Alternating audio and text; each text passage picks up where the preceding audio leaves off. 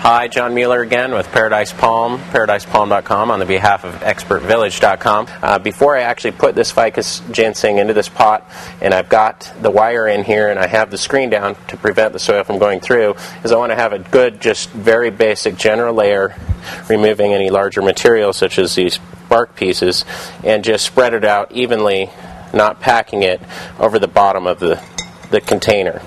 I'm going to place this plant that which I want to repot. It's in proportion and is not too big, not too small, gives some extra root space, at least an inch all the way around, half inch below, and position it in a way that I think will look good in that pot. I'm basically centering it. I'm going to pour, not pack, but pour additional soil all the way around that plant until I've got it properly filled up all the way around.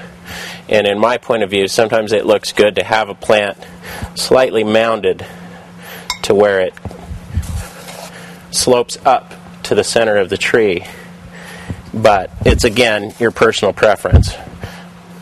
But in addition, you're wondering what these wires are. This holds the root ball down, prevents the tree from moving and shifting. And you can either very rudimentarily wrap it around, or you can do it very intensively and pack it in and around the roots without squishing the tree. And that affixes the plant to the pot that which I'm repotting in, and continue on pouring your soil around it to maybe obstruct those wires. And once you've done that, if your soil mix, like ours, is extremely dry, it's going to wick the moisture out of that tree.